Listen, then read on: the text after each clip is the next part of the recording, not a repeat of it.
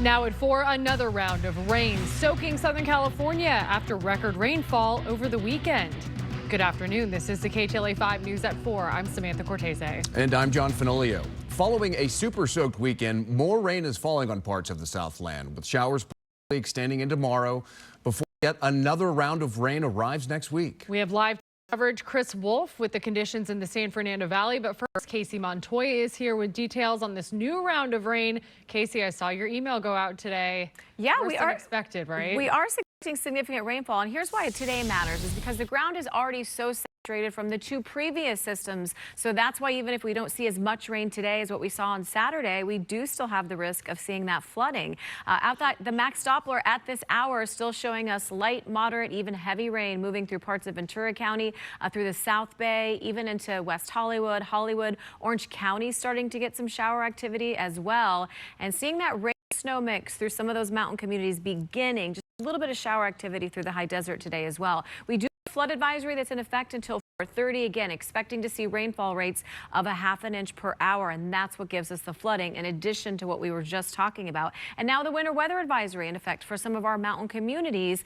That's with us through tomorrow. Above 7,000 feet, we could see up to 10 inches of snow. So along with the snowfall, expecting some pretty gusty winds in the mountains. So it'll be dangerous up there. Santa Monica right now, we're seeing showers in Santa Ana. We're at 63, and some light rain. 55 right now, Castor. So you can see we're not done with the heavy rain as it's part of Orange County and the Inland Empire yet. So if it's not raining where you live right now, just know there is more rain to come. Today we're expecting those snow levels to stay pretty high at about 7,500 feet. So Chris Wolf is live for us in the valley, which is one of the areas which we've been seeing rain for several hours. As we can see, it's raining right now. Hi, Chris. Hey, Casey, thank you. It is certainly coming down heavily right now here in Sherman Oaks, and the LA River wash is full this Monday, rising by the hour as the second storm system rolls into Southern California. At the very least, is creating dangerous driving conditions out there with slow roads and reduced visibility. Even monitoring can be hazardous if people are not slowing down and driving appropriately for conditions. The San Fernando Valley is known for being hot and dry, usually, but not now. The area is soaked following a weekend of wet weather and yet another storm system bringing more rain Monday. The National Weather Service has released rain totals showing 5-inch accumulations across Los Angeles, Ventura, Orange, San Bernardino, and Riverside counties during a 48-hour period. Many foothill and valley communities are reporting between 2 and 4 inches of rain.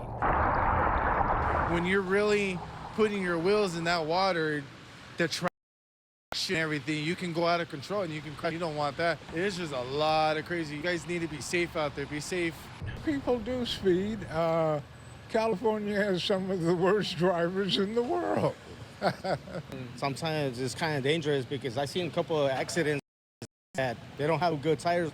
And it's like, it's like sidewalk. You never know, Yeah. So you have to always be careful and make sure you have your tires chained up and stuff, We have seen numerous car crashes and some road closures because of downed trees and power lines and debris covering the pavement.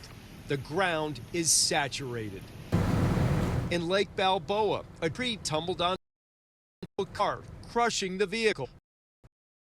No one was inside. And it happened elsewhere. I went to the store to pick up some food. And I came back and she was just like, it just messed up my car. Meteorologists say this cold front and rainstorm could uproot a number of trees across LA County.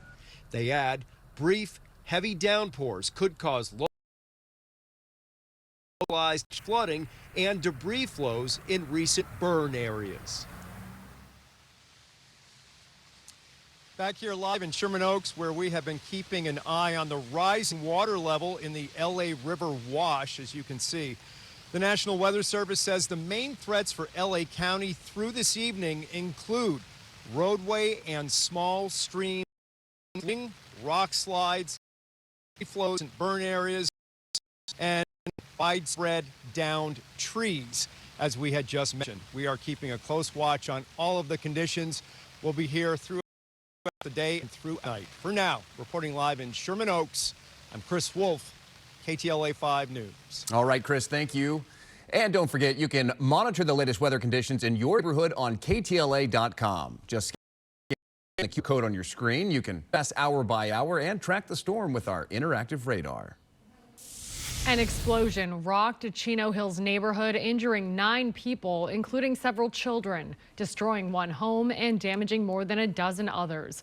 The blast sent debris raining down on the neighborhood, with some people there saying it felt like an earthquake. Now officials are trying to figure out what went wrong. KTLA Rachel is in Chino Hills' latest on the investigation. Rachel. SoCal Gas has been out all along, keeping us at a distance. What might this explosion? We've also seen members of the sheriff's and the bomb squad here. We've learned including children who are still in the hospital, serious injuries.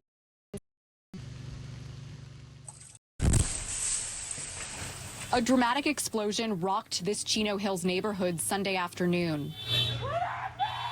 Frantic neighbors were seen running for their lives after the fiery blast inside a home on Sia Vista Drive. Like boom, and it's shaking the house. And just like everybody else in the neighborhood, we all came out wondering what the heck was that? I heard car alarms and screaming, a lot of chaos. A family spokesperson telling KTLA the 9 occupants had recently returned home from an outing, that one of the children flipped on a light switch and the mysterious explosion erupted shortly thereafter. Everyone inside was taken to the hospital and is expected to be okay, although 2 of the children are currently intubated and some have 2nd and 3rd degree burns.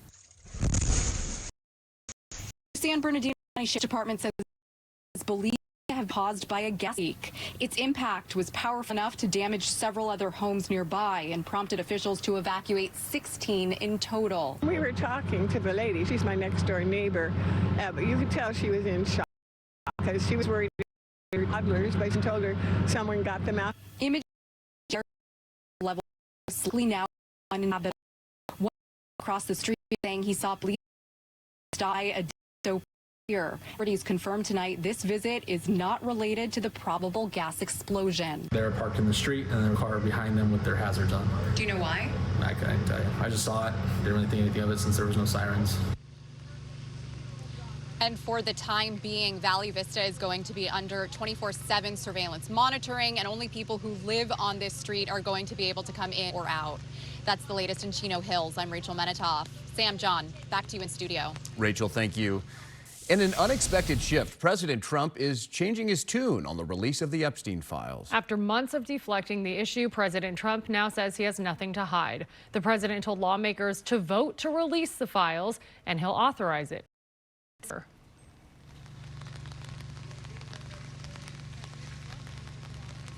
Many have been waiting to hear. He will sign a bill to release all of the government's investigative materials on the late sex offender Jeffrey Epstein. Let the Senate look at it. Let anybody look at it. Don't talk about it too much. Honestly, I don't want to take it away from us.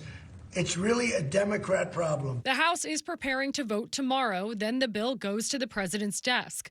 Last week, the House Oversight Committee released thousands of pages of documents which were subpoenaed from some of which mention Trump by name.